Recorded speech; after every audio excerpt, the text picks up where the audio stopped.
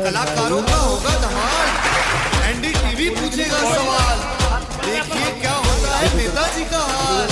आपके शहर में आ गया है एनडीटीवी इलेक्शन कार्निवल।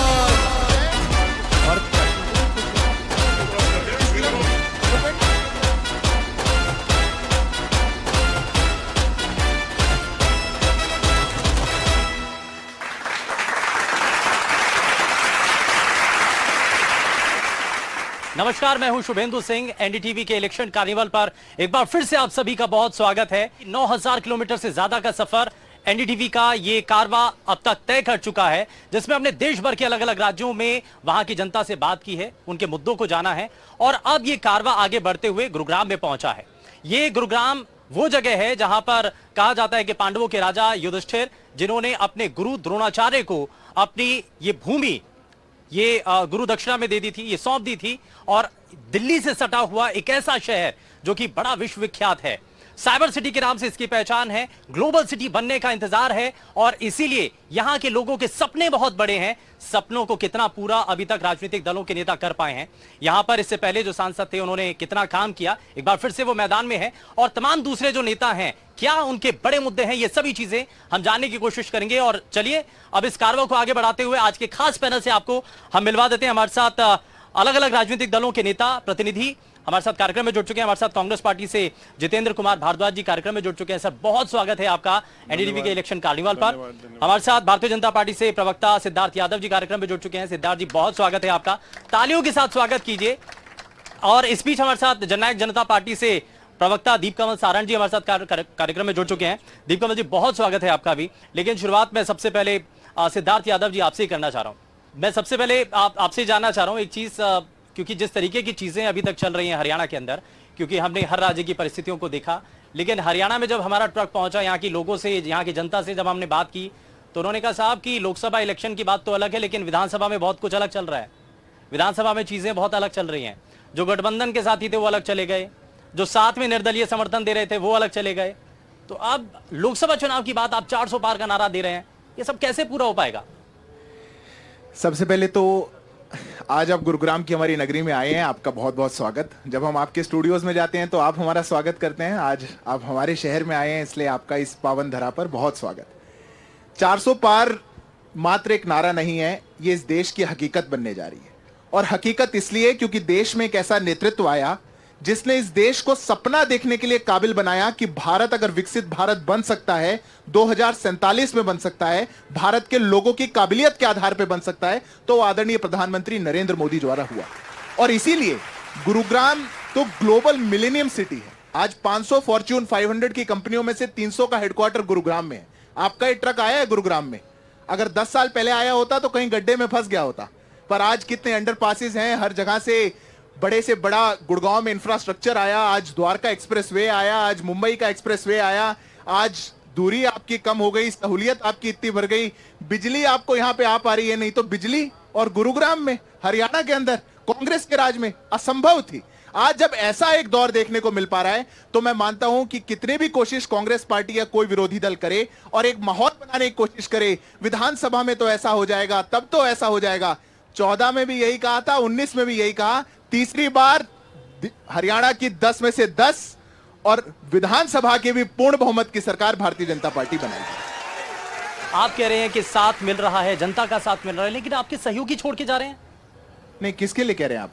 बीजेपी के लिए विधानसभा के अंदर क्या स्थिति है? देखिए, हमने 4.5 साल एक अच्छी सरकार हरियाणा में चलाई, जन हितैषी सरकार हमने चलाई।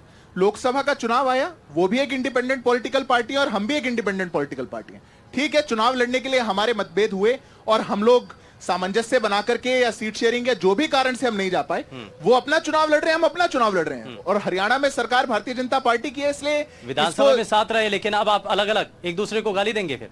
तो ये सवाल तो अभी जब आप कांग्रेस पार्टी के साथी पे आएंगे, हमारे वरिष्ठ साथी पर, तो उनको बहुत गहरा गहरा जवाब देना पड़ेगा। हरियाणा में कोई ऐसी स्थिति नहीं है, कोई छोड़ के जाना या किसी को बात नहीं है।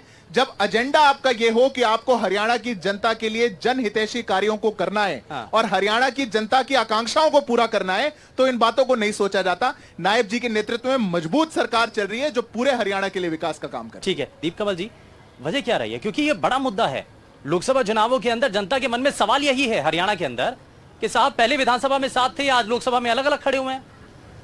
देखिए शुभेंदु जी, इसकी वजह तो भारतीय जनता पार्टी का अति आत्मविश्वास है।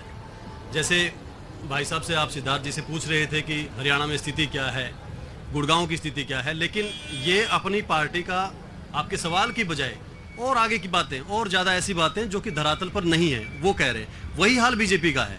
400 पार का नारा मैं आज कई दिन बाद सुन रहा हूँ। बीजेपी के नेताओं ने बोलना बंद कर दिया पिछले 2-3 हफ्ते से। कोई नहीं बोलता अपनी तरफ से, कोई सवाल कर ले तो उसके जवाब में कहना पड़ता है, तो लेकिन अपनी तरफ से नहीं बोलता, कोई नहीं बोलता। अभी आपके सामने दोबारा से बोल रहे हो। बीजेपी के जिन बड़े नेताओं ने 400 पार के नारे की शुरुआत की थी, उनके अपने भाषण में पिछले 15 दिन में आप ढूंढ लीजिए सवालों के जवाब में अलग बात है। 400 पार का नारा प्रधानमंत्री ने बोला, बोलना चाहिए। इंटरव्यू अलग चीज है, मैं भाषण की बात कर रहा हूँ। भाषणों में कहना शुरू किया था, भाषणों से गायब हो चुका है और धरातल से भी गायब हो नहीं, गायब तो दीप कमल जी। दूसरी बात, दीप कमल जी 5 विधायकों के ये अति आत्मविश्वास है। ये अति आत्मविश्वास है जो 400 से नीचे 200 पर लेकर आया है। ये है जो दूसरों को चुप करवाना चाहते हैं। इसकी जरूरत नहीं है मेरे भाइयों, इसकी जरूरत नहीं है, इसकी जरूरत नहीं है। यही है जो जनता को इरिटेट कर रहा है, परेशान कर रहा है। अच्छा दीप कमल जी, 5 विधायक कहाँ हैं आपके? ये लेकर बैठेंगे आपको, ये गुड़गांव में भी लेकर बैठेंगे। नहीं, 5 विधायक लेकर बैठेंगे, 10 की 10 सीटों के साथ बैठाएंगे। आपका क्या हाल होगा वो बताइए। मैं तो कह रहा हूं, जैसा देश में माहौल पिछले 15-20 दिनों में बना है, उसके लिए जिम्मेदार भारतीय जनता पार्टी का अति आत्मविश्वास है। और हरियाणा की सरकार जो आज अल्पमत में है, उसके लिए भी बीजेपी का अति आत्मविश्वास जिम्मेदार है। जननायक जनता पार्टी के 5 विधायक कहां हैं? जननायक जनता पार्टी के विधायक चुनाव में काम कर रहे हैं, उसमें से मैं बता देता हूं, मुझे स्वीकार करने में दिक्कत नहीं है।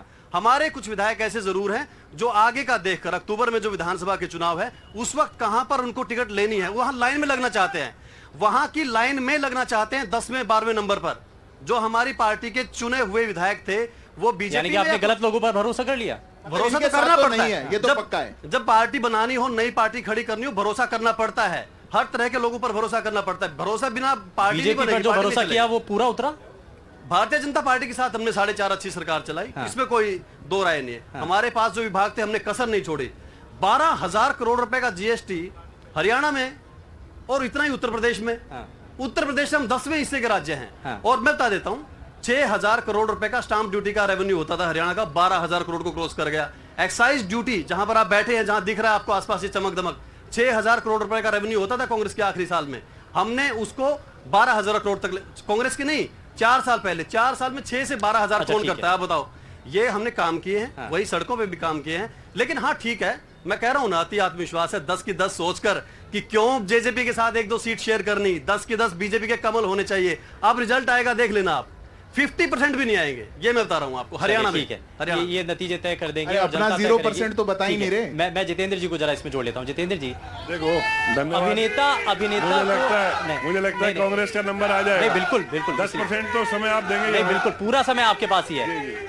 सवाल ये कि एक अभिनेता को मैदान में उतारने से क्या आपको लगता है कि इसका कोई इम्पैक्ट कार्यकर्ताओं में या लोगों के मन पे पड़ेगा? देखिए, नेता हो या अभिनेता हो, मैं ये तो नहीं कह रहा कंगना रनावत को वहाँ हिमाचल में क्यों उतारा, वो भी अभिनेता ही है ना। और वो कितनी बड़ी अभिनेता है। राज बब्बर एक अपने आप में इतिहास है, 5 बार के सांसद हैं वो आज अभिनेता नहीं है, वो एक राजनेता भी हैं। उन्होंने पार्लियामेंट में इस देश को रिप्रेजेंट किया है।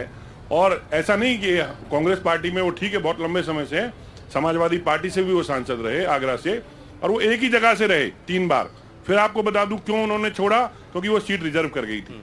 रिजर्व कर गई तो राज्यसभा में कांग्रेस ने उनको 2 बार भेज दिया। उसके बाद उन्होंने पहली बार स्थान परिवर्तन किया है कि पार्टी ने उनको आदेश दिया कि आपको, उन्होंने मांगी नहीं थी, हमने आदेश दिया पार्टी ने कि आपको गुड़गांव से लड़ना। एक पार्टी के अनुशासित कार्यकर्ता है, वो आ गए, उसमें क्या दिक्कत है।